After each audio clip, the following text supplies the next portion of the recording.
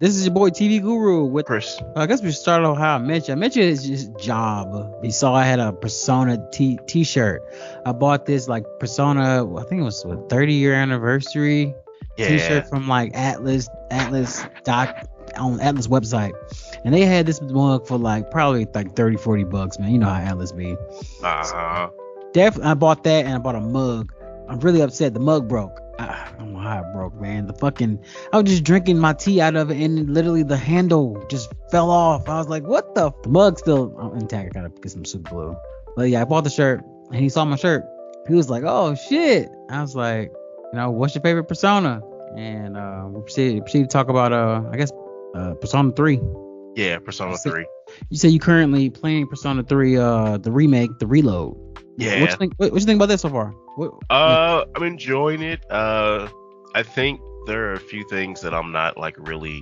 The only couple of things I can say I'm not really liking is the change to the music. It doesn't hit like the original did. It just plays a little too different. It's a little too updated for me. That's one that I'm like, I don't know about this one. The music doesn't hit. Yeah, I try to avoid the soundtrack and most of the thing about the game because Persona 3 is my favorite Persona game. That's the first game I played of like the Persona series was Persona 3. I don't feel like you're gonna hate me for that, but it's dope. I love that. I played all the wrinkles in the PS2 version with the whole AI being controlled and. I actually didn't have a problem with the AI being controlled. Like I had no problem. I just set him to like not waste all the MP. And that was pretty good. I'm like, okay, I'm not tripping. But a lot of people hated it. I really didn't have a problem with it. But I played it in like modern settings. I brought the digital download on played it on PS3. That's how long ago it was. It was a PS2 digital game. That's back when PlayStation was being a little stingy with the PS2 classic. So that's one of the classics they put out was that and GTA, of course, and Persona 4. That's how I played Persona 4 and Persona 3. I was getting ready for Persona 5 that took like 1,000 years before it came out. See, my first Persona game was actually Persona 4. Played it on the PS2 back in the day. My friend had let me borrow it, and I didn't know what to think. I was like, I don't know what this is, but I like it. It was something brand new. During that time, I was really only playing like Kingdom Hearts, Star Wars Battlefront. I hadn't really dipped my toes into the JRPG ocean. And my friend let me borrow that. Oh, and Final Fantasy. Hold on, so not to interrupt like that, but what was you playing then if you weren't playing no JRPGs? I mean, PS2 was a JRPG machine. So after my mom bought the PS2 for me back for Christmas, I think I was like 12 or 13. She goes, that's it.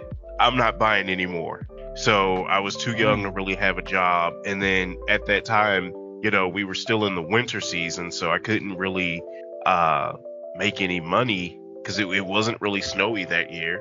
Wasn't really anything to do to make money. And then I was like always in trouble for like just stupid stuff. So I missed out on a lot of the games that came out on the PS2. Or like she didn't like us borrowing games, which as an adult I get it now, but as a kid, when you tell somebody, hey, you're not buying this, and they only have a couple of games to play, eventually I got a hold of a few games like I got into the Dragon Quest 8. My first Final Fantasy game that I really played was Final Fantasy 12. First Resident Evil was Resident Evil 4. Ooh, okay. On PS2? Yeah. Ooh, boy, a lot of people said that one was the worst one, like working controls type one. I played it on the GameCube.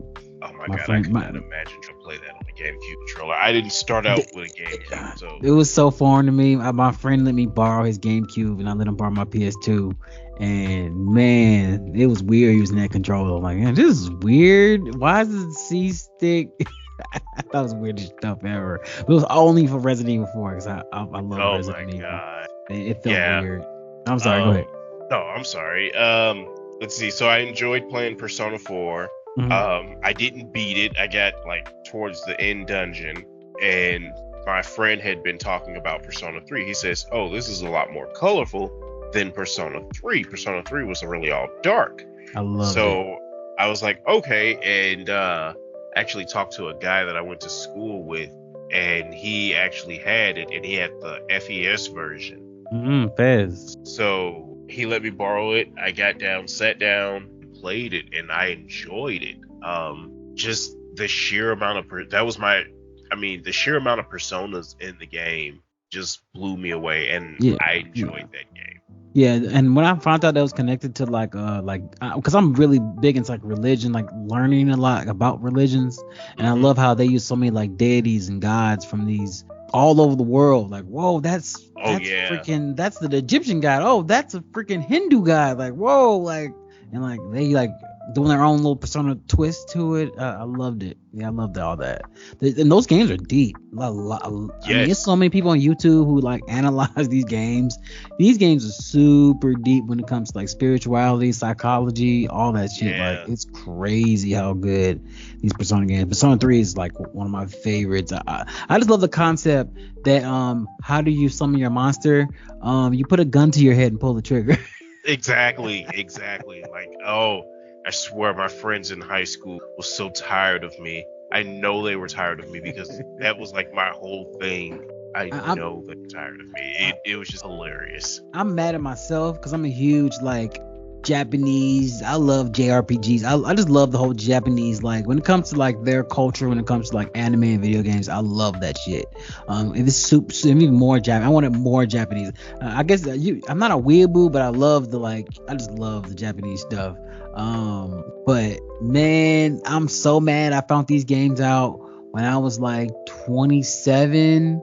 I was like, when I played Persona 3 for the first time, I'm like, oh my god, this existed when I was a teenager and I didn't play this. Like, how did I miss this? Like, oh, my heart, I was like, oh my god, this is what I needed right here. It was like, and I played all of them, all three. I made sure I followed guides. I never played a single Persona without a guide.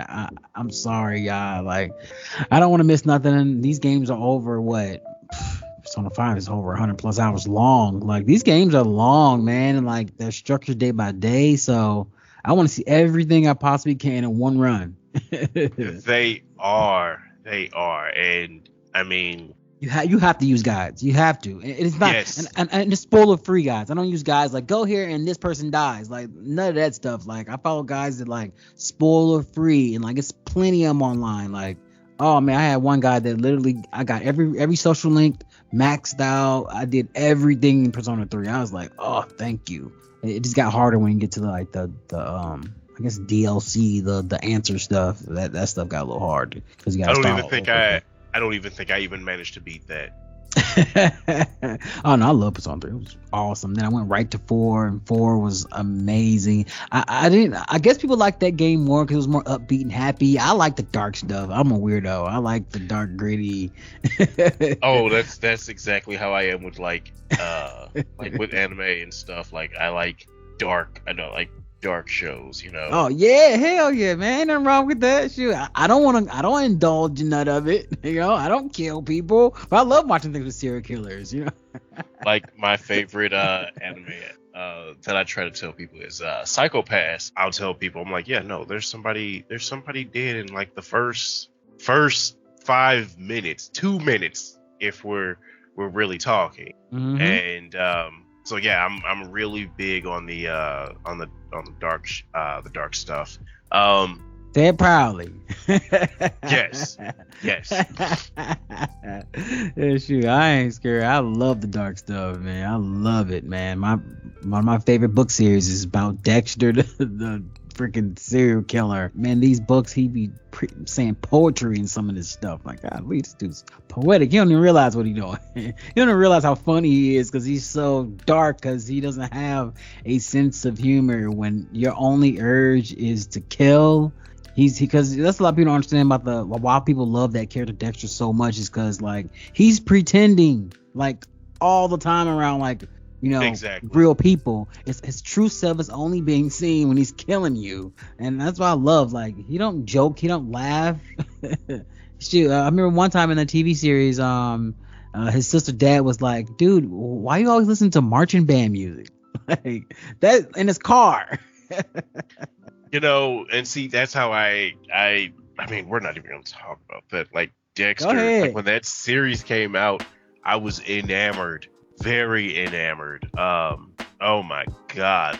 I didn't even have, I don't think I even had, we didn't even have Showtime.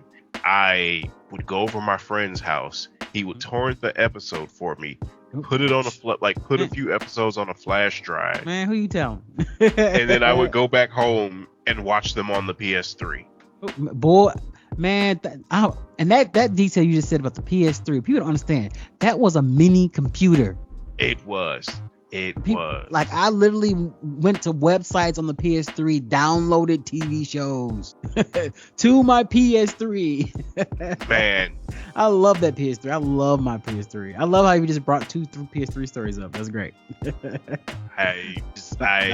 It was another wonderful series, but yes, Dexter. The ending was yeah, I wasn't a fan of the ending. Oh my God, disrespect, man! I swear to God, and I'm gonna put it on the screen, but people should really see what I'm gonna have on the screen is everybody left after season 4, like the showrunners, some of the writers, everybody left. People who made the show from season 1 to 4, they left after the finale. It was like, we did it, y'all. We completed the story. Like, this is like, I don't know how we gonna top this, and they left, and like some new guy took over, and like season 5 was all right, season 6 was all right, and then it just when I ran back to look up because like the new Dexter series coming out, so I went back like, how many seasons they have? I'm like, I think they had 7 or 8 seasons. Like, what?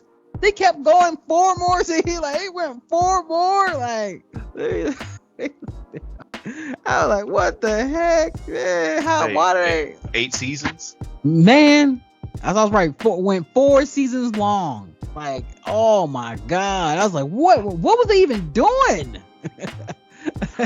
They kept going. Like, oh my God. Did you watch the new one? The new Dexter's New Blood? Oh, dude, watch it, man. They semi-redeemed Dexter, dude. You know what? I might watch it tonight. Yeah, watch it, bro. If you a fan of the show, they redeem him, man. They redeem him. It's actually right here on Swarthy Nerd. You can hear all of that. What my thoughts are on Dexter New Blood. Oh yeah, when it came out, it was, man, I loved it. I just to give you like a sneak preview of, like, he hasn't killed in over 10 years. So he's got that urge.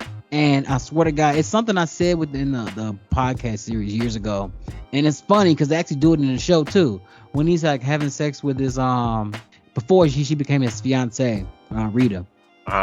Like, he's getting like a blowjob from her. He's like, oh my God, this is so good. It makes him want to like stop killing. I'm not saying it verbatim how he said it, but he sort of was saying it like, they're like, damn, I can stop killing for this. Then just for saying like, nah, I'm gonna keep killing. But it's like they was giving you a hint right there. Like, he can just divert his urges to something else, and that's what the Dexter New Blood sort of shows. Like, what kept Dexter from not killing for over 10 years is having sex. He just kept having sex with this girl a lot. So every time he felt the urge to kill, like, I'm gonna go fuck this girl. Like, oh yeah, let's go. Anytime, anywhere, I just need to fuck you. She think it's like, oh, this is hot and sexy. Like, no, he will kill someone if he don't get this nut off.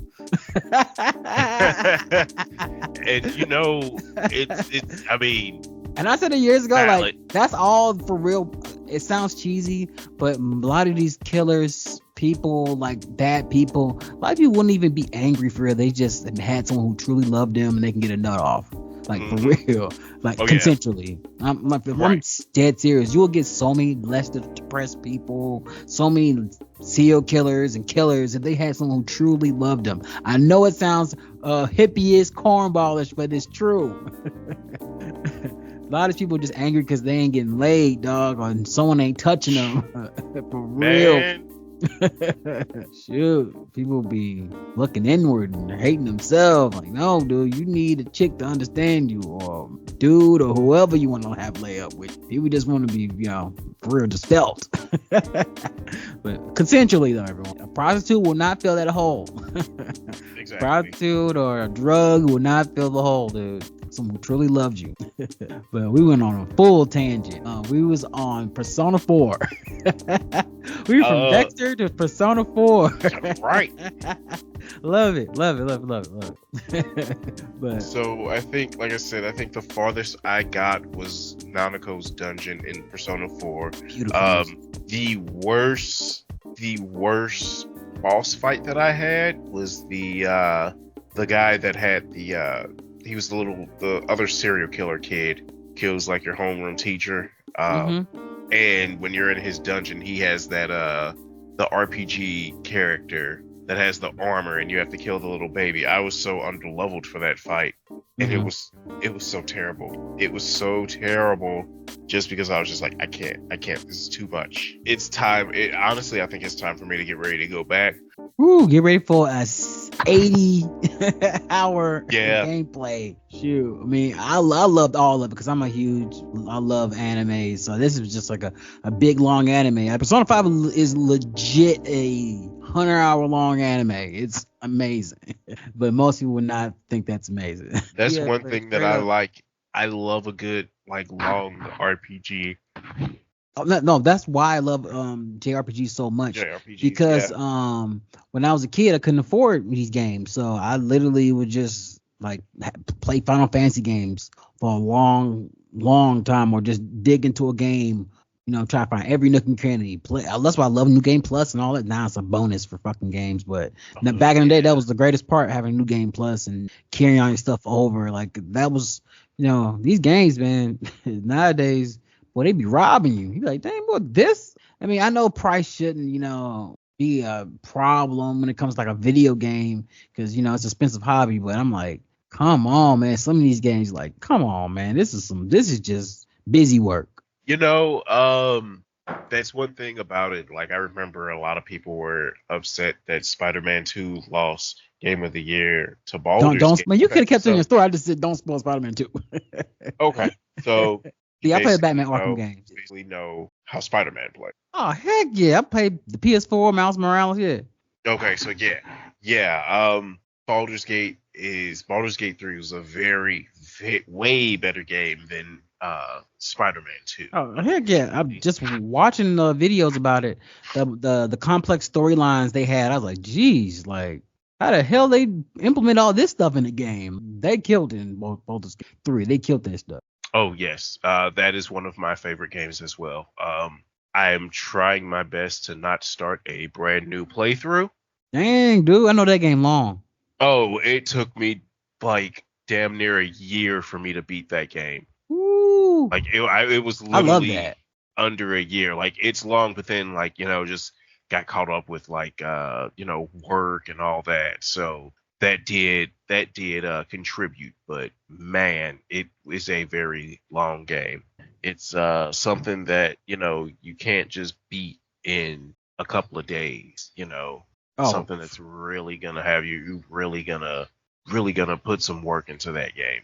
And some people are complaining that they want games like that. I want a game I can just beat in the weekend. No. I mean, it's cool if you want a 20-hour experience, but no, not please don't start making games like that. I don't want this is just some popcorn bullshit, this is a video game. It's something you just play on the weekend and you knock it out and say you completed the game.